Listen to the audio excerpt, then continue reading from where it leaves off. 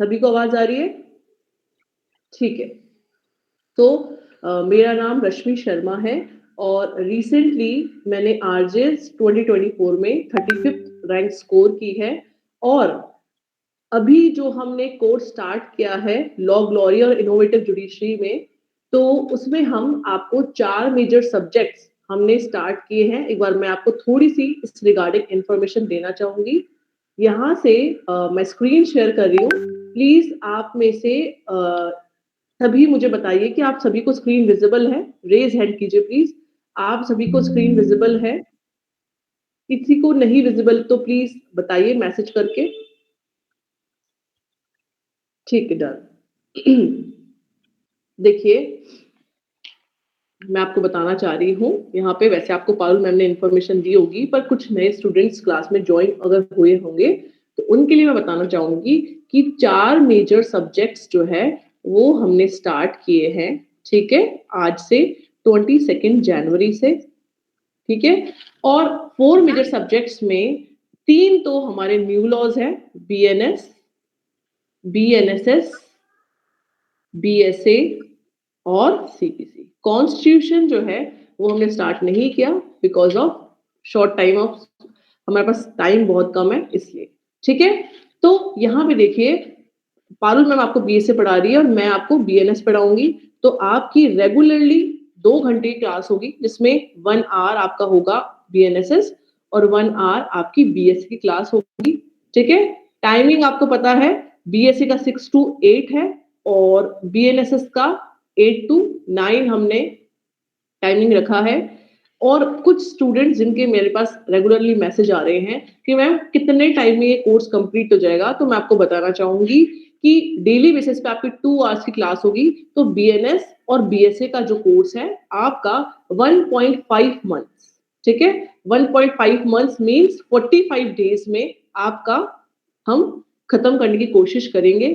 ठीक है, हो सकता है कि जो आपकी टाइमिंग है यहाँ पे 1.5 घंटे की क्लास भी हो सकती है, चांसेस है पूरे पूरे। मेरे केस में तो है बीएनएसएस में, क्योंकि बीएसए इतना लेंदी नहीं है पर बीएनएसएस लेंदी है, क्योंकि मैं सिलेक्टेड कैंडिडेट हूँ आरजेएस में, तो मेरी ट्रेनिंग जो है कभी भी आ सकती है, मोस्ट प्रोबेबली अप्रैल में। तो मैं कोशिश करूंगी कि आपको टाइमली कोर्स कंप्लीट कराऊं विथ योर कंसेप्ट क्लैरिटी। ठीक है, कंसेप्चुअल क्लैरिटी आपको सारी रहे, इसलिए टाइमिंग 1.5 घंटे का हो सकता है। ठीक है, और यहाँ पे मैं आपको बताना चाहूंगी कि ये दोनों सब्जेक्ट्स आपके 1.5 मंथ मतलब 45 डेज में हम खत्म करने की कोशिश करेंगे। देखिए, और बीएनएस और सीपीसी, ये सीपीसी मैं आपको पढ़ाऊंगी और पारुल मैम आपको बीएनएस पढ़ाएंगी, और ये भी हम वही सेम 1.5 मंथ्स, ठीक है, और इसे भी 1.5 मंथ्स, ठीक है, साइमल्टेनियसली दोनों चलेंगे आपके। तो आप समझ गए होंगे कि टोटल 3 मंथ्स में आपका ये कोर्स कंप्लीट होने के चांसेस है पूरे पूरे। ठीक है, कोशिश पूरी की जाएगी। यहाँ पे आपका टाइम हम एक्सटेंड कर सकते हैं यहाँ पे। ठीक है, तो ये हमारी कोर्स इंफॉर्मेशन है। किसी को कोई डाउट है, कोई भी क्वेरी है तो पूछ सकते हैं आप प्लीज। क्लियर है सभी को? कोई डाउट और कोई क्वेरी है तो आप मैसेज कर सकते हैं या फिर अनम्यूट करके बोल सकते हैं। क्लियर है? एक बार रेज हैंड करेंगे, सभी को समझ में आ गया जो मैं आपको कन्वे करना चाह रही थी? ठीक है, डन। तो बीएनएसएस, ठीक है, बीएनएसएस के बारे में हम समझते हैं। देखिए, आज के लेक्चर में हम एक बार समझेंगे इस बीएनएसएस की स्कीम को, क्योंकि बीएनएस मेरा फेवरेट सब्जेक्ट है।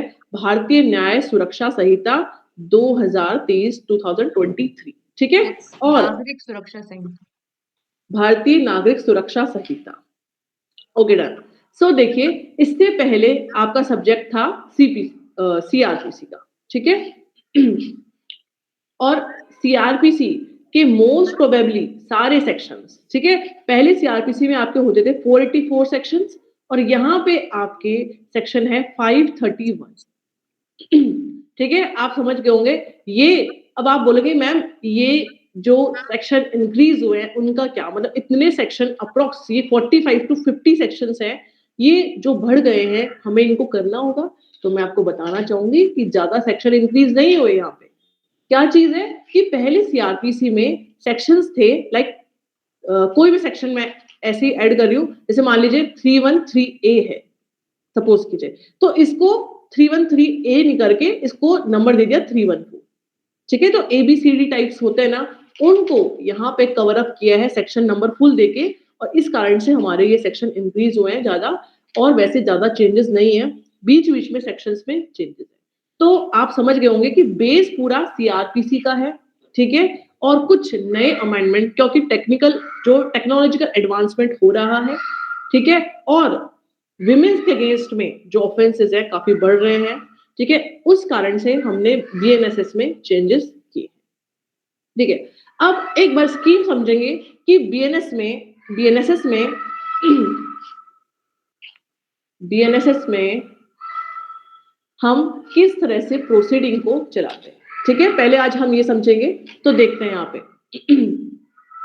देखिए, सबसे पहले आपको पता होगा कि 2 टाइप के ऑफेंसेस, देखिए वैसे आप यहाँ पे 4 टाइप ऑफ ऑफेंसेस देखेंगे, पर 2 इंपॉर्टेंट ऑफेंसेस जो आपको देखने पड़ेंगे यहाँ पे, कॉग्निजेबल ऑफेंसेस और नॉन कॉग्निजेबल ऑफेंसेस। ठीक है, cognizable and non cognizable offences. ठीक है, अब सबसे इंपॉर्टेंट बात BNSS की, ठीक है, कॉग्निजेबल है ना, मैं आपको पढ़ाऊंगी, ये भी डेफिनेशन क्लॉज में कवर होंगे, पर ये चीज मैं आपको एक बेस BNSS का क्लियर कर रही हूँ। एक क्रिमिनल प्रोसीजर का मोशन क्या होता है, किस तरह से क्रिमिनल प्रोसीजर चलता है, वो आज हम हमारी क्लास में डील करें। ठीक है, सेक्शंस हमारे कवर हो जाएंगे, पर अगर ये बेस आपका क्लियर होता है, और मुझे ऐसा लगता है कि टीचर्स को सबसे पहले ये चीज कवर अप करवानी चाहिए कि हमारा प्रोसीजर किस टाइप से चलेगा। ठीक है, तो कॉग्निजेबल और नॉन कॉग्निजेबल ऑफेंसेस होते हैं। आप इस तरह से समझ सकते हैं कि कॉग्निजेबल ऑफेंसेस थोड़े से हीनियस टाइप के क्राइम्स होते हैं, ठीक है, जहां पे पनिशमेंट काफी ज्यादा होती है और हीनियस क्राइम्स होते हैं। और नॉन कॉग्निजेबल ऑफेंसेस जो होते हैं ना, वो हीनियस नहीं होते, सिंपल नेचर के ऑफेंसेस होते हैं। आप यहाँ पे अभी इतना ही समझिए। ठीक है, अब मैं आपको क्या कन्वे करना चाह रही हूँ कि कॉग्निजेबल, आपने सुना होगा FIR लॉन्च करना, FIR, ठीक है, पुलिस ऑफिसर को FIR लॉन्च होती है। तो कॉग्निजेबल ऑफेंस में देखना, यहाँ पे कॉग्निजेबल ऑफेंसेस में FIR भी लॉन्च होती है, और क्या, कंप्लेंट भी फाइल होती है, कंप्लेंट भी फाइल होती है। ठीक है, क्योंकि ये हीनियस क्राइम है, हीनियस नेचर का होता है, सीरियस नेचर, आप serious nature is proper word है यहाँ पे, सीरियस नेचर का ऑफेंस है ये, और ये सिंपल नेचर का ऑफेंस है। ठीक है, तो जो कॉग्निजेबल ऑफेंसेस होते हैं उसमें FIR और कंप्लेंट दोनों लॉन्च होती है। ठीक है, और नॉन कॉग्निजेबल ऑफेंसेस में आपके क्या लॉन्च होती है, सिर्फ और सिर्फ कंप्लेंट फाइल होती है। अब आपका क्वेश्चन ये है कि मैम ये FIR किसको लॉन्च होती है, क्वेश्चन शायद आपको आंसर आता है पुलिस ऑफिसर को, पर यहाँ पे police officer is not a proper word, समझ रहे हैं, आप BNSS पढ़ रहे हैं, आप लीगल लैंग्वेज पढ़ रहे हैं, तो हम यहाँ पे बोलेंगे officer in-charge of police station. यहाँ पे police officer is not a proper word, officer in-charge of police station को जो है FIR लॉन्च की जाती है अगर कोई पर्सन जिसके अगेंस्ट में या फिर जिसके रिलेटिव के अगेंस्ट में कॉग्निजेबल ऑफेंस हुआ है, सीरियस नेचर का ऑफेंस हुआ है, या फिर ये कंप्लेंट फाइल की जाएगी मैजिस्ट्रेट को, मैजिस्ट्रेट, समझ गए, जिसकी आप प्रिपरेशन कर रहे हैं, आप जुडिशरी में सिविल जज और जुडिशियल मैजिस्ट्रेट बनना चाह रहे हैं, और उसी मैजिस्ट्रेट को, जो कि मैं बन चुकी हूं, और उसी मैजिस्ट्रेट को कंप्लेंट फाइल, ये आपको पॉइंट क्लियर हो गया। अब सेकेंडली, नॉन कॉग्निजेबल ऑफेंसेस में कंप्लेंट फाइल होती है, ठीक है, और ये कंप्लेंट भी आपको पता है मैजिस्ट्रेट को फाइल होती है। ठीक है, ये अपना एक प्रॉपर अभी सीक्वेंस चल रहा है। तो हमने यहाँ पे एक सिंपल वे में देखें तो हमने यहाँ पे पढ़ा कि कॉग्निजेबल ऑफेंसेस में FIR और कंप्लेंट दोनों लॉन्च हो रही है। अभी हमने कुछ भी नहीं सीखा, जस्ट मैं आपको एक बेस सेटअप कर रही हूँ आपका कि हम पढ़ने वाले क्या हैं आगे चल के। ठीक है, और कॉग्निजेबल ऑफेंस में कंप्लेंट फाइल होती है, वहीं नॉन कॉग्निजेबल ऑफेंस जो कि सिंपल नेचर के होते हैं, वहां पे सिर्फ कंप्लेंट फाइल होती है। देखिए, बिगिनर्स भी हमारे क्लास में हैं, उन बिगिनर्स के लिए मैं इस चीज को कवर कर रही हूँ। वैसे हमारी क्लास में वो स्टूडेंट्स भी हैं जिन्होंने प्रीलिम्स का एग्जाम भी दे रखा है, मेंस का एग्जाम भी दे रखा है, पर जो प्रीलिम्स और मेंस एग्जाम दे रखे हैं उन्हें थोड़ा-सा पेशेंस रखना पड़ेगा, क्योंकि यहाँ पे क्लास जो है उस स्टूडेंट के लिए भी है जो कि अभी जुडिशरी में बी स्टार्ट कर रहा है, ठीक है? आगे आप लोगों के लिए भी क्लास बिल्कुल प्रॉपर रहेगी, पर आज के दिन आपको थोड़ा-सा झेलना पड़ेगा, स्पेशली मेंस और प्रीलिम्स वाले स्टूडेंट्स को जिन्होंने ऑलरेडी एग्जाम दिए। ठीक है? 1-2 दिन की बात है, फिर हमारा बिल्कुल प्रॉपर वे में जुडिशरी टाइप्स क्लास चलेगी, क्योंकि आप मुझे समझेंगे और मैं आपको समझूँगी, आप अपने टीचर को समझेंगे, ठीक है? तो कॉग्निजेबल ऑफेंस में एफआईआर और कंप्लेंट फाइल हो चुकी है और नॉन कॉग्निजेबल ऑफेंस में कंप्लेंट फाइल हो चुकी है। एफआईआर जैसे ही फाइल की जाती है, officer in-charge of police station क्या करता है? इन्वेस्टिगेशन। क्या है यहाँ पे? इन्वेस्टिगेशन। और इन्वेस्टिगेशन करने के बाद ये जो पुलिस ऑफिसर है अपनी पुलिस रिपोर्ट देता है, ठीक है? पुलिस रिपोर्ट देने के बाद अब बारी आती है, पुलिस रिपोर्ट देगा मैम किसको? किसको पुलिस रिपोर्ट फाइल होती है मैम? आपका क्वेश्चन अब ये बनने वाला है। मैं यहाँ पे बिल्कुल सिंपल शब्द यूज कर रही हूँ कि पुलिस रिपोर्ट जो है वो यहाँ पे मैजिस्ट्रेट को फाइल। तो एक सेगमेंट देखा हमने इन्वेस्टिगेशन का, ठीक है? अब पुलिस रिपोर्ट जैसे ही मैजिस्ट्रेट को फाइल होती है, मैजिस्ट्रेट जो है इस पे क्या लेते हैं? एक शब्द है कॉग्निजेंस। कॉग्निजेंस, मैजिस्ट्रेट इस पे कॉग्निजेंस लेते हैं और कॉग्निजेंस लेने की इस प्रोसेस को हम बोलते हैं इंक्वायरी।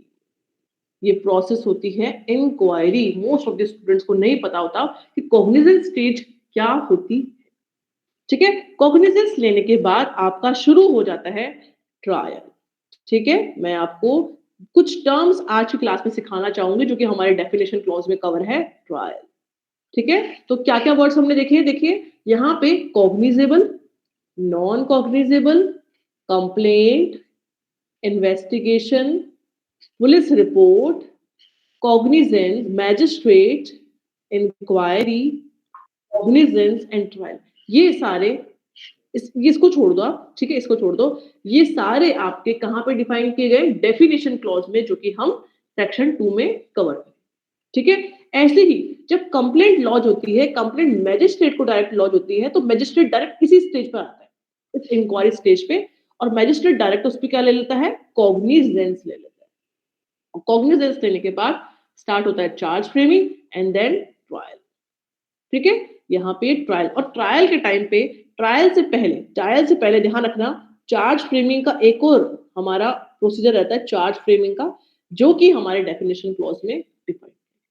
देखिए मेरा ये प्रोसेस समझाने का जो ऑब्जेक्ट है वो ये है कि मैं आपको डेफिनेशन क्लॉज में डायरेक्ट ना लेकर एक बेस बना दूं आपका, जिससे आपको डेफिनेशन समझने में आसानी थे, है ना? नए शब्द होंगे बिगिनर्स के लिए, तो प्लीज, है ना, इस चीज को समझिए कि आपको बेस पहले क्लियर होना चाहिए। ऐसे ही नॉन कॉग्निजेबल ऑफेंसेस में जहां पे कंप्लेंट लॉज होती है, तो सेम मैजिस्ट्रेट के पास जब कंप्लेंट लॉज होती है तो मैजिस्ट्रेट क्या करते हैं यहाँ पे? उस कंप्लेंट पे कॉग्निजेंस लेते हैं और इस कॉग्निजेंस की स्टेज को हम इंक्वायरी कहते हैं, और उसके बाद स्टार्ट होता है चार्ज फ्रेमिंग, और चार्ज फ्रेमिंग के बाद होता है ट्रायल,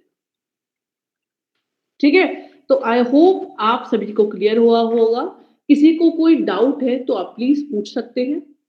किसी को कोई भी डाउट है कि मैम इस स्टेज को हमें समझ में नहीं आया, आप पूछ सकते हैं। और जिसको भी क्लियर है प्लीज रेज हैंड करेंगे एक बार। जिनको भी क्लियर है प्लीज रेज हैंड करेंगे। क्लियर है सभी को? डन, ठीक है। सो नाउ ये हमने समझा। अब आ जाते हैं हम हमारे मेन पॉइंट पे, जहां पे है कि ये बीएनएसएस, भारतीय न्याय सुरक्षा संहिता। देखिए बीएनएस जो है भारतीय, सॉरी नागरिक है, मैं इसको न्याय बोल रही हूँ, सॉरी फॉर दिस, है ना, क्योंकि ये भारतीय न्याय संहिता मेरे मतलब है, मतलब लिप्स पे है, तो इसलिए मुझे थोड़ा सा नागरिक बोलना है मुझे, सॉरी फॉर दिस। तो भारतीय न्याय संहिता, ठीक है? इस भारतीय न्याय संहिता में क्या प्रोवाइडेड होता है, कोई बताएगा मुझे? भारतीय न्याय संहिता में क्या लिखा हुआ है? कुछ भी, मतलब क्या मेन क्रक्स है इसका, कोई बताएगा? पनिशमेंट ऑफेंस की। Very ma'am good, very good. Ma'am इसमें बताइए। जस्टिस पे फोकस किया है ना इस बार, पहले पनिशमेंट पे फोकस था। वेरी गुड, बिल्कुल सही बोला आपने, ठीक है? तो भारतीय न्याय संहिता, आपने बिल्कुल जो मैं बताना चाह रही थी, दोनों ने मिक्सअप बता दिया ठीक है?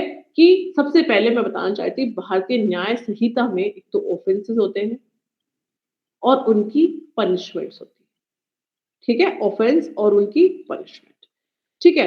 अब यहाँ पे पहले था आईपीसी, इंडियन पीनल पीनल पहले पेनलाइज करने की बात थी, आईपीसी इंडियन पीनल कोड, अब है न्याय मतलब जस्टिस। तो पेनल्टी की जगह, पेनलाइज करने की जगह जस्टिस पे फोकस किया गया है, मतलब कि यहाँ पे एक नया फॉर्म ऑफ पनिशमेंट ऐड किया गया है जिसमें बोलते हैं हम कम्युनिटी सर्विस, जिसका फुल फ्लेज्ड ऑब्जेक्ट है लोगों को जस्टिस देना जहां पे उनका फर्स्ट टाइम क्राइम है या फिर और भी चीजें हैं जो हम बीएनएस में आप पढ़ने वाले हैं कानून में। ठीक है, तो मैं सिर्फ आपको ये कन्वे करना चाह रही हूँ कि भारतीय न्याय संहिता में आप ऑफेंस और उन पनिशमेंट को पढ़ते हैं। अब सपोज कीजिए एक पर्सन ए ने बी का मर्डर कर दिया। अब ए जो है एक नॉर्मल पर्सन है जिसे लॉ की आइडिया नहीं है। अब वो पर्सन क्या करेगा? वो पर्सन जो है या तो एफआईआर लॉन्च करेगा या फिर कंप्लेंट फाइल करेगा, ठीक है? अब एफआईआर और कंप्लेंट फाइल करने के बाद क्या-क्या प्रोसीजर होंगे, क्या-क्या प्रोसीजर होंगे आप लोगों ने पढ़ लिया है, मैंने आपको बता दिया एफआईआर कंप्लेंट लॉन्च होने के बाद क्या होता है। तो वो जो प्रोसीजर है, ठीक है? वो बताया गया है किसमें? बीएनएसएस में, मतलब भारतीय नागरिक सुरक्षा संहिता, ठीक है? और उस जो ऑफेंस किया है उसकी पनिशमेंट जो उस पर्सन को एंड में मिलने वाली है वो भारतीय न्याय संहिता बीएनएस के अकॉर्डिंग। तो कहने का मतलब क्या है कि बीएनएस एक सब्सटेंटिव लॉ है। क्या है? एक सब्सटेंटिव लॉ। सब्सटेंटिव लॉ का मतलब कोई बताएगा मुझे? मैं बार-बार क्लासेस में पूछती हूँ, सब्सटेंटिव लॉ का मतलब बताइए कोई भी आप में से। What is a substantive law? Ma'am जिसमें पनिशमेंट्स वगैरह डिफाइन हो उसको और कोई सब्सटेंटिव। हाँ, और कोई बताना चाहेगा? मैम जिसमें हमारे लीगल राइट्स के बारे में हमें बताया जाता है। वेरी गुड, वेरी गुड, ठीक है? जो राइट्स एंड लायबिलिटी या फिर ड्यूटीज, राइट्स एंड लायबिलिटीज के रिगार्डिंग बताता है, वो होता है हमारा सब्सटेंटिव लॉ। जैसे कि एक पर्सन ने ऑफेंस किया तो उसे ऑफेंस नहीं करना था, अगर वो ऑफेंस करता है तो उसे पनिशमेंट मिलेगी। वहीं दूसरे पर्सन का राइट हो जाता है कि वो उसके खिलाफ केस लगा सकता है। तो सब्सटेंटिव लॉ एक पर्सन के राइट और दूसरे पर्सन की ऑपोजिट पर्सन के जो अगेंस्ट में पर्सन है उसकी लायबिलिटी को बताता है। जबकि जो बीएनएसएस है जिसकी हम पढ़ाई करेंगे आज, जिसको हम पढ़ेंगे, वो एक प्रोसीजरल लॉ है, प्रोसीजरल लॉ, ठीक है? जो कि प्रोसेस को बताता है कि किस टाइप से इन राइट्स एंड लायबिलिटीज को एनफोर्स किया जाएगा, किस तरह से इन राइट एंड लायबिलिटी को प्रोसेस किया जाएगा, ठीक है? इनका प्रोसेस क्या होगा? देखिए एक नॉर्मल पर्सन होगा तो वो प्रोसेस नहीं कर सकता क्योंकि उसे ज्यादा नॉलेज नहीं होती। तो यहाँ पे प्रोसेस करने के लिए, इस पूरे प्रोसीजर को फॉलो करने के लिए एक पर्सन होता है जो कि हमारा होता है एडवोकेट, और एक लीगल सिस्टम जहाँ पे होते हैं मैजिस्ट्रेट, ठीक है? तो इस प्रोसीजर को जो एनफोर्स करवाना होता है या फिर इस प्रोसीजर को फॉलो करना होता है, ये एक हमारे लीगल सिस्टम में एडवोकेट्स और मैजिस्ट्रेट के थ्रू किया जाता है, ठीक है? तो हमने एक बेसिक सा पॉइंट पढ़ा कि बीएनएस एक सब्सटेंटिव लॉ है जबकि बीएनएसएस एक प्रोसीजरल लॉ है, ठीक है? अब यहाँ पे एक सिंपल से पॉइंट्स देखते हैं हम कि ये एक्ट नंबर कौन सा है। ये एक्ट नंबर है 46 ऑफ 2023। इनेक्टमेंट डेट और एनफोर्समेंट डेट। इन्फोर्समेंट डेट तो आप सभी को पता होगी, 1 जुलाई 2024 रिसेंटली आया था ये 1 जुलाई 2024 को। और इनेक्टमेंट ये कब इनेक्ट हो चुका था, ठीक है? लोकसभा और राज्यसभा जो हमारे अपर हाउस है और लोअर हाउस है उन्होंने कब पास कर दिया था? 25 दिसंबर 2023 को उन्होंने पास किया और प्रेसिडेंट की असेंट मिलने के बाद इसे 1 जुलाई 2024 को एनफोर्स्ड किया, ठीक है? आपका मेन क्वेश्चन यहाँ से आता है, पर ये भी आपको याद करना है कि ये भी मोस्ट प्रोबेबली एमसीक्यू के, ये तीनों आपके एमसीक्यू के इंपॉर्टेंट क्वेश्चन बनते हैं, स्पेशली दिस वन, और ये हर किसी स्टूडेंट को आता है। It is a procedural law क्योंकि ये बताता है कि राइट्स एंड लायबिलिटी को एनफोर्स कराने के लिए प्रोसीजर क्या होगा, प्रोसेस क्या होगा, ठीक है? 531 सेक्शंस मैंने आपको बताया। पहले हमारी सीआरपीसी में कितने सेक्शंस थे? 484, और यहाँ पे 531 सेक्शंस है और 39 चैप्टर्स है। ठीक है। और जैसा कि आप सभी को पता है कि अब जम्मू कश्मीर इंडिया का ही पार्ट है, इंटीग्रल पार्ट है, तो ये लॉ जो कि सीआरपीसी पहले सभी अ, जम्मू कश्मीर पे लागू नहीं होता था सीआरपीसी, पर जम्मू कश्मीर रीऑर्गेनाइजेशन एक्ट, ठीक है, 2019, कौन सा एक्ट है? J and K reorganisation act के थ्रू, 2019 के थ्रू ये जो लॉ है ना केवल होल ऑफ इंडिया बल्कि जम्मू कश्मीर पे भी अप्लाई होती है, पर कुछ एक्सेप्शन है। कहाँ पे ये अप्लाई नहीं होती? तो नागालैंड एंड ट्राइबल एरियाज जो है वहां पे ये लॉ अप्लाई नहीं होती है, ये ध्यान रखना। Some exceptions are in section 1, ये अभी हम देखेंगे ये पॉइंट, ठीक है। ये आपको एमसीक्यू पर्पस से सारे पॉइंट कवर करने हैं, मैं आपको बताती जाऊंगी कि कौन सा पोर्शन आपको एमसीक्यू के लिए करना है और कौन सा मेंस के लिए करना है, कौन सा इंटरव्यू में आपके लिए इंपॉर्टेंट। एक बार मुझे रेज हैंड करके बताइए कि आप लोगों को जो हमने डिस्कस किया है हमने कुछ ज्यादा डिस्कस नहीं किया है, समझ में क्लियर है सभी को? एक बार रेज हैंड करेंगे प्लीज। ठीक है, ठीक है। अब यहाँ पे देखिए मैं आपको बताना चाहूंगी कि एक स्कीम हम समझेंगे यहाँ पे, सिंपल सी है, ये बहुत इंपॉर्टेंट भी है पर समझने लायक ज्यादा इस पे है नहीं। बस यहाँ पे देखिए सेक्शंस, कितने सेक्शंस मैंने आपको बताए? 531। कितने चैप्टर्स हैं यहाँ पे? बताएगा कोई मुझे? कितने चैप्टर्स हैं यहाँ पे? 39। 39 चैप्टर्स हो गए, ठीक है। और अब मैं आपको बताना चाह रही हूँ यहाँ पे 2 स्केड्यूल्स भी है। क्या है? 2 स्केड्यूल्स भी है यहाँ पे। एक तो है शेड्यूल 1 और शेड्यूल 2, ठीक है। शेड्यूल 1 में है classification of offences, classification of offences, एक बार हम देखेंगे इस शेड्यूल को भी। और सेकंड है फॉर्म्स, फॉर्म्स के रिगार्डिंग, और ये तीनों आपके एमसीक्यू के क्वेश्चन है। What is mentioned in schedule 1? Schedule 1 तो आपका आंसर होना चाहिए क्लासिफिकेशन ऑफ ऑफेंस, आपको क्लासिफिकेशन ऑफ ऑफेंस के पॉइंट पे टिक करना है। सेकंड में फॉर्म्स है, चैप्टर 39 है और सेक्शन 531 है। ये आपका एमसीक्यू के इंपॉर्टेंट क्वेश्चन है, ध्यान रखिए, ये छोटी मोटी चीजें नहीं है। यहीं पे बच्चे कुछ कुछ गलती करके आते हैं, इवन तो उनको याद होता है पर एग्जाम में कंफ्यूज हो जाते हैं, ठीक है। इसको याद रखना है 531 और 39 चैप्टर, ठीक है। इसके बाद मैं आपको ये वाला सेगमेंट दिखाना चाहूंगी क्योंकि इसकी नॉलेज बहुत जरूरी है एक जुडिशरी एस्पिरेंट को। तो हम एक बार शेड्यूल सेकंड ओपन करके देखते हैं इसमें क्या क्या दिया हुआ है।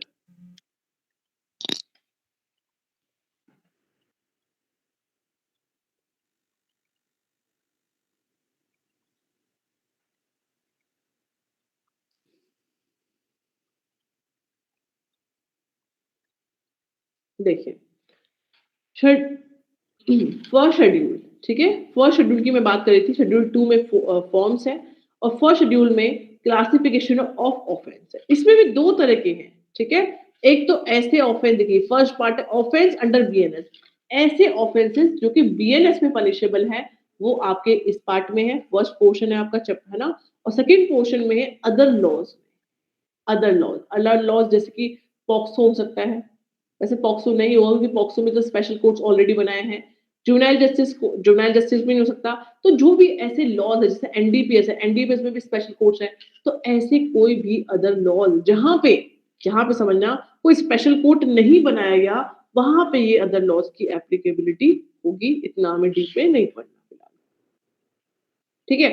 अब मैं आपको बताना चाह रही हूँ, देखिए सबसे इंपॉर्टेंट चीज आपको समझना है कि यहाँ पे होते हैं सेक्शन, फिर होते हैं ऑफेंसेस, ठीक है, फिर होती है यहाँ पे punishments, cognizable and non cognizable, cognizable और नॉन कॉग्निजेबल ऑफेंस, बेलेबल और non bailable offence, and by what court trial. देखिए कितने पॉइंट्स है? 6, ठीक है। आपको पता होना चाहिए कि पहले ऑफेंस, क्योंकि ये लिस्ट आप जुडिशरी एज अ जज बनने के बाद, ठीक है, अभी यूजफुल होगी जब आप जजमेंट राइटिंग और चार्ज फ्रेमिंग करते हैं, तब ये आपके लिए यूजफुल रहती है बहुत ज्यादा। और अगर आप मैजिस्ट्रेट बनते हैं तो ये लिस्ट तो आपको अपने साथ रखनी होती है, क्योंकि इस लिस्ट से आपको न केवल ट्रायबिलिटी का बल्कि ऑफेंस की नेचर का और पनिशमेंट का पता चलता है। सेक्शंस भी आप यहाँ पे कवर अप करते हैं, ठीक है। ये भारतीय न्याय संहिता के सेक्शंस हैं जिन्हें यहाँ पे बता, ठीक है, तो ये एक छोटा सा पॉइंट हमने यहाँ पे डिस्कस किया है। इसको यहीं पे ये सेम चीज, और देखिए सेकंड शेड्यूल में आपको ये भी याद करना है कितने फॉर्म्स है, 58 फॉर्म्स। ये आपको याद करना है कितने फॉर्म्स है, 58 फॉर्म्स। ठीक है, ये आई होप कि आपको चीजें समझ में आ रही होगी। यहाँ पे हम बेसिक बेसिक चीजों को एक बार समझ। ठीक है, अब यहां से ओपन करते हैं हम।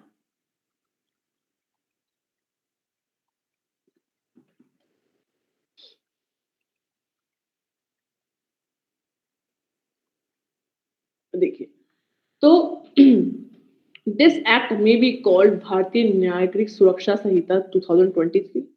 ठीक है, और यहाँ पे मैंने आपको बताया कि इस संहिता के प्रोविजन, ठीक है, शैल नॉट अप्लाई। मैंने आपको क्या बताया था कि भारतीय नागरिक सुरक्षा संहिता जो है ऑल ओवर इंडिया पे अप्लाई होती है, ऑल ओवर इंडिया पे अप्लाई होती है, एक्सेप्ट किस पे अप्लाई नहीं होती, तो किस पे अप्लाई नहीं होती, Nagaland and tribal area. Important MCQ question है, नागालैंड एंड ट्राइबल एरियाज पे अप्लाई नहीं होते।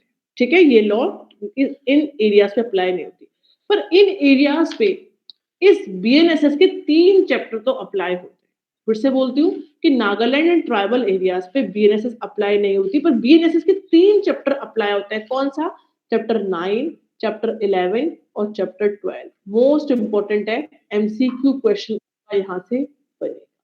ये बेसिक आपको बात पता होनी चाहिए कि बीएनएसएस जो है नागालैंड एंड ट्राइबल एरिया को छोड़कर सभी इंडियन स्टेट्स पे, यूटीज पे, टेरिटरी पे अप्लाई होता है। पर यहाँ पे 9th, 11 और 12 ये क्या क्या है ये हम देखेंगे। ठीक है, यहाँ पे सेक्शन चैप्टर 9 आपका bond for keeping peace and good behaviour से डील करता है। 11 आपका डिस्टर्बेंस ऑफ पब्लिक ट्रैंक्विलिटी से डील करता है, और 12 जो है प्रिवेंटिव एक्शन ऑफ पुलिस से डील करता है। तो ये हम आगे वाले चैप्टर्स में डिस्कस करेंगे। ठीक है, तो ये एक हमने पोर्शन कवर किया है यहाँ पे। अब हम यहाँ पे डेफिनेशन वाले पार्ट को कवर करेंगे, और सबसे बेस्ट स्ट्रेटेजी जो मैं आपको बताना चाहूंगी यहाँ पे कि ये पोर्शन नहीं करना है ना, मैं आपको एक बार बता देती हूँ यहाँ पे।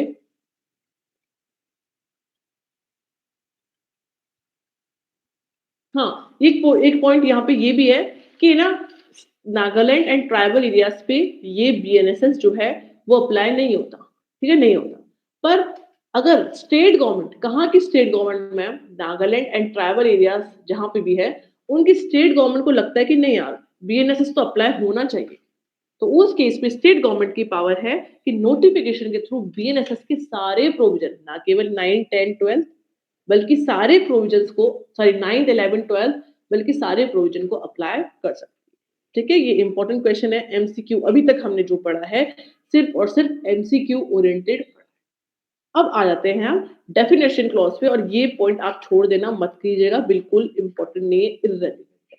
कमेंसमेंट आपको पता ही है 1 जुलाई 2024 से हो गया है, तो ये डेट आप यहाँ पे मेंशन कर सकते हैं, कोई दिक्कत नहीं।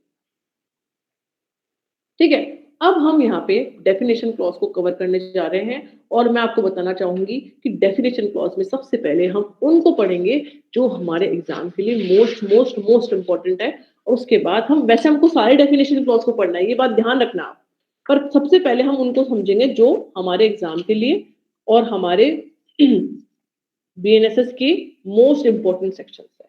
ठीक है, तो सबसे पहले हम बात करेंगे यहाँ पे, एक सेकेंड, कॉग्निजेबल और नॉन कॉग्निजेबल ऑफेंस। मैं आपको बताना चाहूंगी कि देखिए ये रे आपके कॉग्निजेबल ऑफेंस 21G में।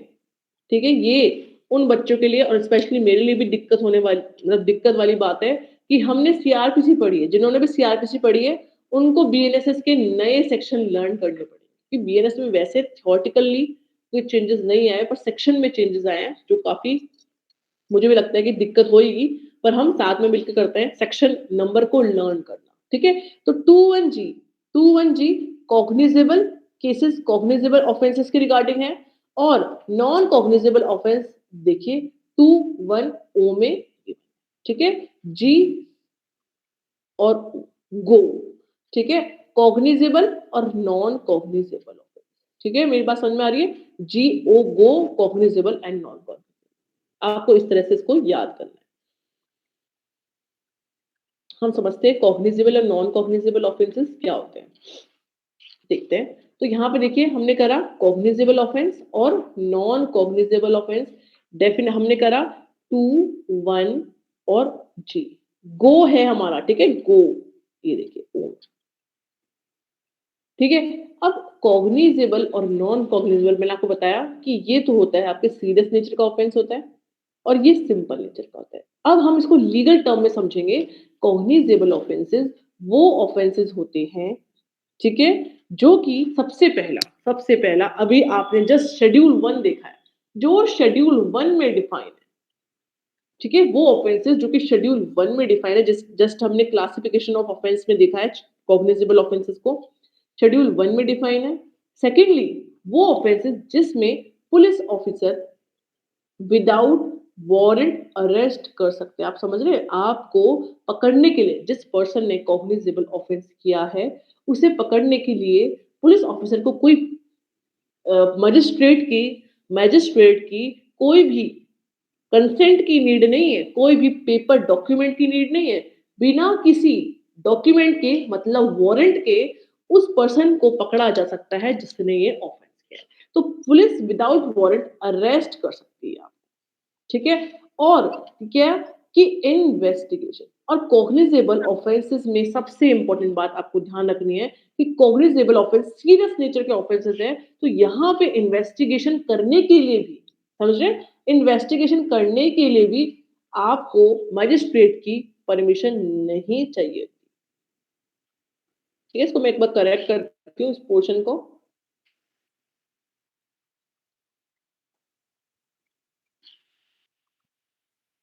ठीक है, यहाँ पे मैंने बोला कि यहाँ पे अरेस्ट विदाउट वारंट होता है और इन्वेस्टिगेशन विदाउट कंसेंट और विदाउट परमिशन ऑफ मैजिस्ट्रेट होती है और शेड्यूल 1 में डिफाइंड। ये है हमारे कॉग्निजेबल ऑफेंस के बारे में पूरी जानकारी।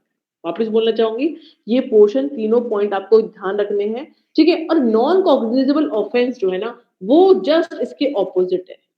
गिवन तो वो शेड्यूल 1 में ही है, ठीक है, शेड्यूल 1 में ही गिवन है, पर जहां पे जो अरेस्ट होती है ये विदाउट वारंट नहीं होके विथ वारंट होती है, विथ वारंट,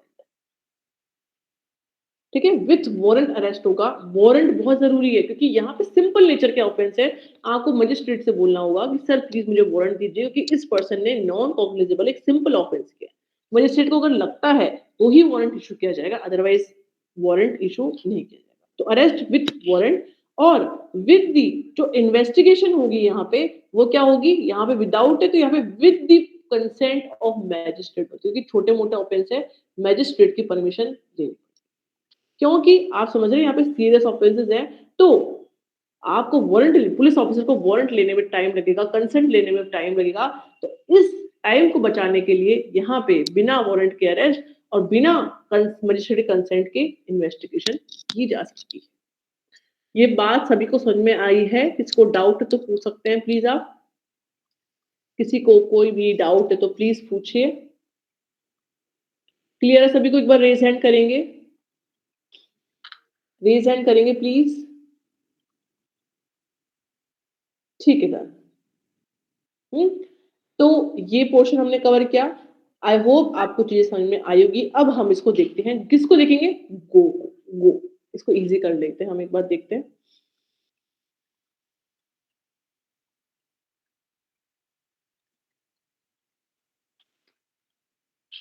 तो कॉग्निजेबल ऑफेंसेस क्या होते हैं, देखिए, an offence for which a police officer may arrest without warrant, देखा हमने, बिना वारंट के अरेस्ट होता है in accordance with the first schedule और any other law. First schedule में डिफाइन, फर्स्ट शेड्यूल के भाई आपको मैंने आपको बताया जब आप मैजिस्ट्रेट बन गए ना, जैसे पुलिस ऑफिसर्स है तो आपको आपके वो लिस्ट जो शेड्यूल 1 है आपको साथ में रखनी होती है, आई मीन उससे आपके ऑफिस में रखनी होती है और आप देख सकते हैं। वैसे बाद में नॉलेज हो जाती है आपको धीरे धीरे, पर इनिशियल लेवल पे आपको देखना होता है कि ये ऑफेंस कॉग्निजेबल है या नॉन कॉग्निजेबल, ठीक है। तो फर्स्ट शेड्यूल के अकॉर्डेंस में आप उस पर्सन को विदाउट वारंट जो है अरेस्ट कर सकते हैं और एनी अदर लॉ में भी अगर प्रिस्क्राइब है कि ये ऑफेंस कॉग्निजेबल है, जैसे एनडीपीएस है, जेजे एक्ट है, भाई आपने किसी बच्चे के अगेंस्ट में ऑफेंस किया है, ठीक है, कोई ऐसा ऑफेंस जो कि 7 साल से के लिए पनिशेबल ऑफेंस है, 7 ईयर से पनिशमेंट है, उसकी इम्प्रिजनमेंट है, तो वो भी ऑफेंस कॉग्निजेबल ऑफेंस होता है, जो कि any other law like JJ में डिफाइन किया गया है, एनडीपीएस में, पॉक्सो में, एससी एसटी एट्रोसिटी एक्ट्स में, ठीक है, इन सभी एक्ट्स में डिफाइन है। इनडिसेंट रिप्रेजेंटेशन एक्ट में भी कॉग्निजेबल ऑफेंस होता है, ठीक है, बेलेबल एंड कॉग्निजेबल ऑफेंस होता है इंडिसेंट रिप्रेजेंटेशन एक्ट सेक्शन 8 में, ठीक है, तो ये भी आपको पता होना चाहिए। इसके बाद हम करते हैं ओ, ठीक है, ओ वाला, क्योंकि ओ है हमारा नॉन कॉग्निजेबल ऑफेंस। तो देखते हैं जरा ओ, अच्छा इधर ही होगा।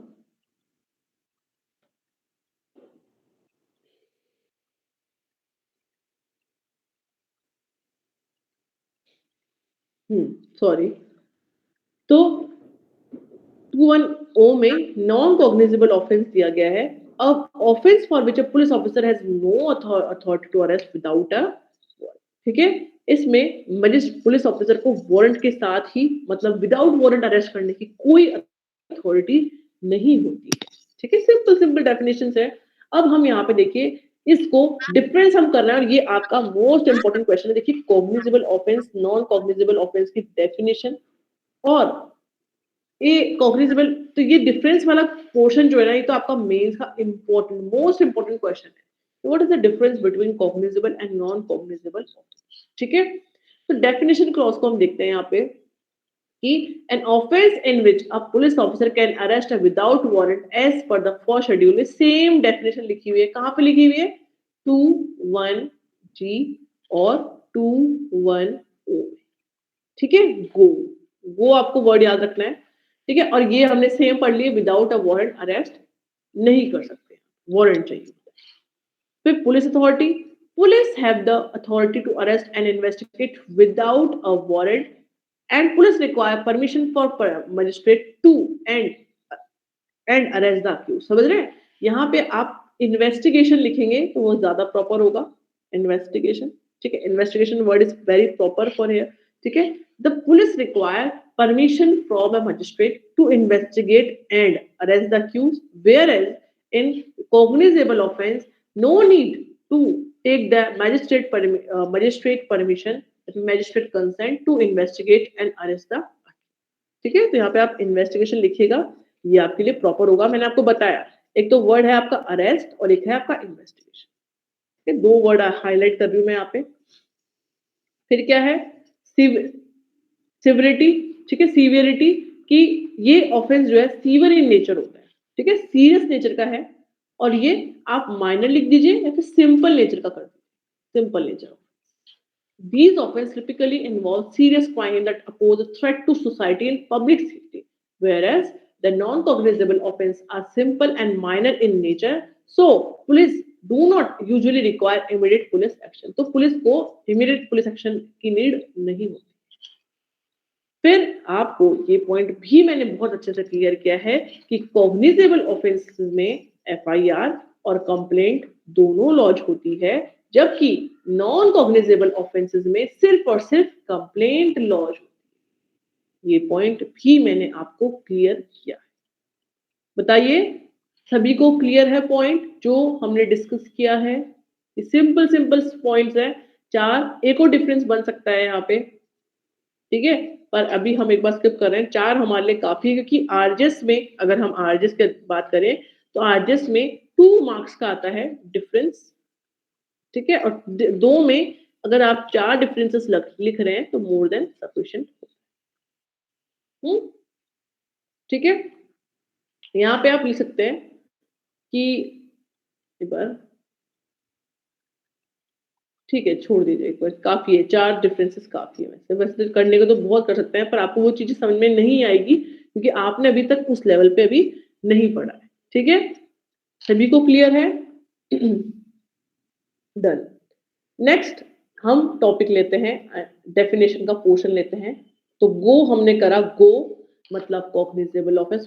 चीजों को बार बार रिपीट करने की मेरी बहुत ही बुरी आदत है, पर मैं चीजों को रिपीट इसलिए करती हूँ जिससे आपके माइंड में चीजें सेट हो जाए।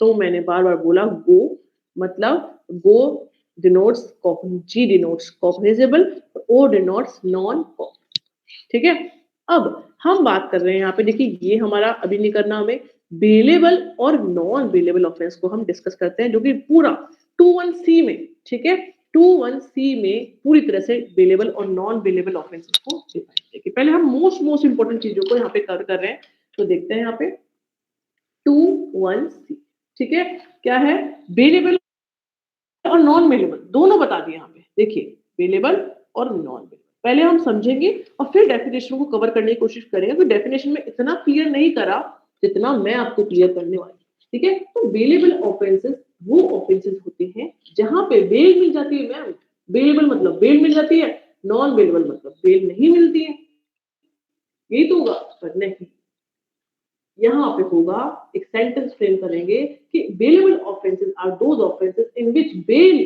Can be claimed as a matter of right.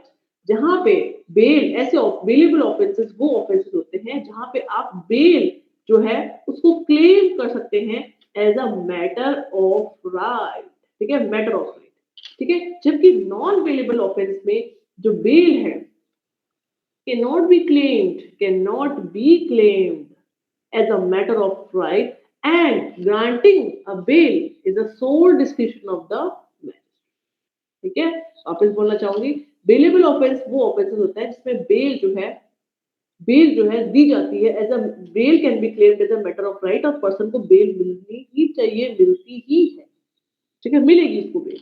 पर नॉन बेलेबल ऑफेंस में बेल जो ऐसा नहीं कि मिलेगी नहीं, बेल को आप as a matter of right claim नहीं कर सकते, मतलब आप ऐसा नहीं बोलोगे मुझे तो बेल चाहिए और मुझे बेल दो, मेरा राइट है, नहीं, you have no right to claim, you can't claim as a matter of right, you can't claim the bail as a matter of right, but it is the sole discretion of the court to grant bail or not। और एक मजेदार बात मैं आपको बताना चाहूंगी कि bell देना और नहीं देने का राइट, बेल देने और नहीं देने, आई मीन से बेल ग्रांट करने का जो राइट होता है, ना केवल कोर्ट जब मैं नाम लेती हूँ और जब मैं मैजिस्ट्रेट नाम लेती हूँ, तो आप समझिए मैजिस्ट्रेट जो आप बनने वाले हैं, ठीक है, जो फर्स्ट सबऑर्डिनेट जुडिशरी में होते हैं। और कोर्ट का मतलब यहाँ पे हो सकता है कि यहाँ पे कोर्ट का मतलब हो सकता है judicial magistrate as well as court of session as well as PJM as well as high court और as well as supreme court, कोई भी हो सकता है कोर्ट का मतलब, समझ रहे हैं आप। और कोर्ट का मतलब आप यहाँ पे सुप्रीम कोर्ट तो मत लीजिए प्लीज, सुप्रीम कोर्ट मत लीजिए, क्योंकि सुप्रीम कोर्ट जो शब्द है वो सिर्फ एक दो सेक्शन में ही डिफाइन किया है, अदरवाइज ये ही यहाँ पे मेन है। हम सेक्शन पढ़ेंगे तो आपको मैं पॉइंट क्लियर करूंगी। तो मैं आपको बताना क्या चाह रही थी यहाँ पे, तो मैं आपको बताना चाह रही थी यहाँ पे कि जो बेल है, आप बेल जो देने का राइट होता है वो ना केवल कोर्ट का होता है, बल्कि पुलिस ऑफिसर भी आपको बेल दे सकता है, ठीक है, पुलिस ऑफिसर के पास भी राइट होता है कि वो आपको बेल दे सकता है, और मैजिस्ट्रेट भी हो सकता है और कोर्ट भी हो सकता है, तीनों अथॉरिटीज जो है वो बेल देने के लिए कॉम्पिटेंट, ठीक है। तो ये सिंपल सी डेफिनेशन हमने कवर की। इसके अलावा बेलेबल ऑफेंस और नॉन बेलेबल ऑफेंसेस में और भी डिफरेंसेस होते हैं, ठीक है। ठीक है, तो हम उसको पढ़ते हैं एक बार। 21C आप क्लास में आज ही याद करेंगे, 21C जिसमें क्या दे रखा है, बेलेबल और नॉन बेलेबल ऑफेंसेस। अब आप इधर देखेंगे ना, तो इस पोर्शन को देखेंगे तो आपको लगेगा कि ये कितना मतलब छोटा सा लिखा हुआ है कि एन ऑफेंस, बिल्कुल सही डेफिनेशन मतलब क्लियर डेफिनेशन नहीं है, an offence shown as bailable in for schedule. आपने जब क्लासिफिकेशन ऑफ ऑफेंस देखा तो आपने कॉग्निजेबल और नॉन कॉग्निजेबल ऑफेंस की भी एक लाइन देखी थी, ठीक है, साथ ही साथ में कॉलम था और एक था बेलेबल और नॉन बेलेबल ऑफेंस, ठीक है, ये भी आपने देखा। तो ऐसा ऑफेंसेस जो कि बेलेबल शो होते हैं फर्स्ट शेड्यूल में या फिर किसी और लॉ, ये आपने भी कॉग्निजेबल ऑफेंस देखा तब उसमें भी ये सेम सी डेफिनेशन थी, ठीक है। और नॉन बेलेबल ऑफेंस मतलब एनी अदर ऑफेंस, मतलब इस बेलेबल ऑफेंस के अलावा कोई और ऑफेंस। कहने का मतलब ये जो डेफिनेशन है ये क्लियर नहीं है। अब आपके एग्जाम में 2 या 3 मार्क्स का क्वेश्चन आता है, what is a bailable and non bailable offence, तो आपको क्या करना होता है, 21C मेंशन करना होता है, और इसके बाद जो मैंने आपको बताया है कि बेलेबल ऑफेंस जिसमें आप बेल को as a matter of right claim कर सकते हैं and bail can be granted not only by the police officer but the court is also sorry bail can be granted not only by the court but the police officer is also competent to grant the bail in case of bailable as well as non bailable offenses. ठीक है, तो आप इस तरह से और section का reference दे सकते हैं।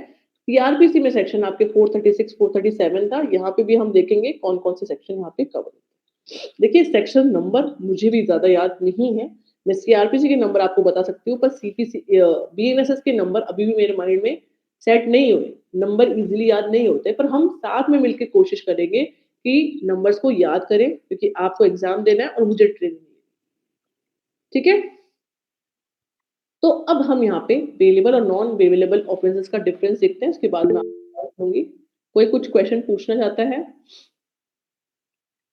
किसी का कोई डाउट तो पूछे प्लीज।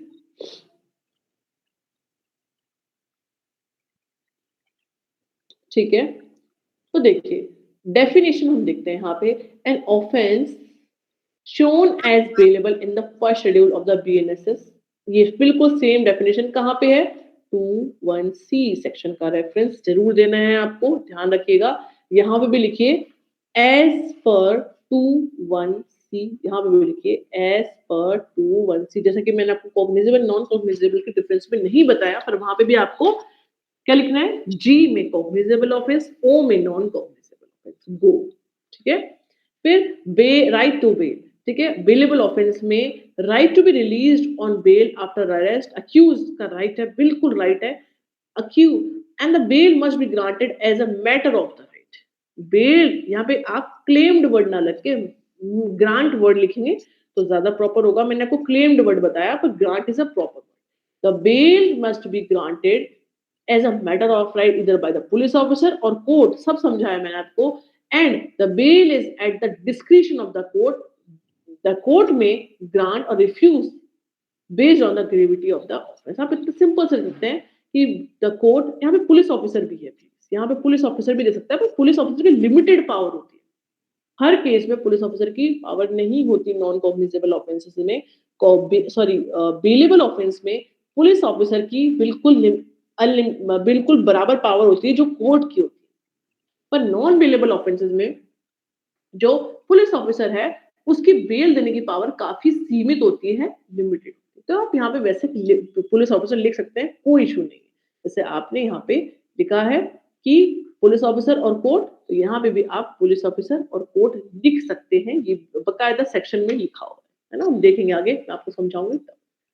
फिर यहाँ पे लिख दिया एग्जाम्पल ऑफ ऑफेंस, लाइक कौन कौन से बेलेबल ऑफेंस है, पैटी थेफ्ट हो गया, public nuisance, simple hurt, defamation, ये सब छोटे छोटे ऑफेंस है। यहाँ पे 1 साल की पनिशमेंट है, यहाँ पे 2 years की पनिशमेंट है।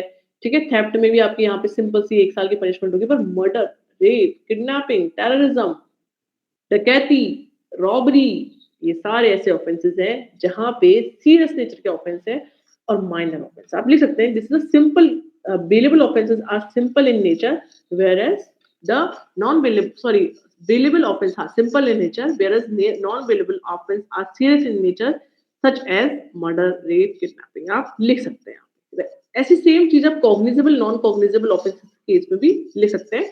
क्लासिफिकेशन ऑफ ऑफेंस का शेड्यूल 1 देखने के बाद आप देख सकते हैं वहां पे। कंडीशन फॉर बेल, यहाँ पे ये बात आप बिल्कुल, ये जो राइट है बेल लेने का राइट है बेलेबल ऑफेंस में, ये एब्सोल्यूट और इनडिफिसिबल राइट है, मतलब बेल मिलेगी तो मिलेगी, आप बेल डिनाई कर ही नहीं सकते, क्योंकि ये आपके अगेंस्ट में होगा आर्टिकल। कौन से आर्टिकल के अगेंस्ट में होगा अगर आपको बेल नहीं मिलती बेलेबल ऑफेंस में? कोई मुझे बताना चाहेगा कौन सा कॉन्स्टिट्यूशन का आर्टिकल है, अगर किसी पर्सन को बेल नहीं दी जाती जहां पे बेलेबल ऑफेंस है, तो कौन से आर्टिकल का वॉयलेशन माना जाता है कॉन्स्टिट्यूशन के? आर्टिकल 21। वेरी गुड, है ना, article 21 right to life and personal liberty का। तो बेलेबल ऑफेंसेस में bail must be granted as a matter of right and it is absolute and indefeasible right, whereas the granting of bail in a non-bailable offense is the sole discretion of the court, and court shall exercise these discretion with a great care and caution। इतना सा करिए, इतना सा करिए, अगर आपको करना है आप कर सकते हैं, पर मैं आपको चीजें शॉर्ट में इसलिए करवा रही हूँ क्योंकि आप समझ रहे हैं कि एग्जाम में आप पढ़ के खूब जाएंगे, पर उसको कितना किस तरह से एग्जीक्यूट करना है, किस तरह से इम्प्लीमेंट करना है ना, वो मैं आपको बताऊं। जहाँ पे मैं आपको बोल रही हूँ कि मत कीजिए, वहां पे छोड़ सकते हैं, बिल्कुल आप छोड़ सकते हैं, क्योंकि एग्जाम में आप इतना ज्यादा याद नहीं कर सकते। BNS is very lengthy subject. BNSS सबसे लेंदी सब्जेक्ट है मेरे अकॉर्डिंग तो। और वैसे मैंने बहुत बार रिपीट किया, इसलिए मेरा तो फेवरेट सब्जेक्ट है बीएनएसएस। ठीक है, अगर आप इसको बार बार रिवाइज करेंगे तो ये आपके लिए काफी इजी हो जाएगा। ठीक है, एक लास्ट हम यहाँ पे कर लेते हैं पर्पस कि ensure the accused right to liberty for minor offense and avoid unnecessary pretrial detention and protects public safety by आप इस पॉइंट को स्किप कर सकते हैं, कोई दिक्कत नहीं है। आप यहाँ पे सिर्फ 4 डिफरेंसेस को लिख सकते हैं, 1 2 3 4। ठीक है, 1 2 3 4। ठीक है, ये 4 पॉइंट मोर देन सफिशिएंट है। और कोई डिफरेंसेस अगर होते हैं तो मैं आपको कल की क्लास में इन्फॉर्म करूंगी कि ये डिफरेंस भी आप लिख सकते हैं। और जैसे जैसे आप बीएनएसएस पढ़ेंगे तो वैसे वैसे आप खुद चीजों को डिफरेंशिएट, आप खुद डिफरेंसेस करना सीख जाएंगे। ठीक है, आज की क्लास में हम इसी पोर्शन को इतना ही कवर करते हैं। कोई डाउट तो आप पूछ सकते हैं प्लीज। कोई भी किसी को किसी भी तरह का डाउट है तो आप पूछ सकते हैं। ठीक है, क्लास के रिगार्डिंग कोई डाउट है तो अदरवाइज आप क्लास को लीव कर सकते हैं। क्लास आज के लिए कंक्लूडेड है, खत्म है। Thank you so much.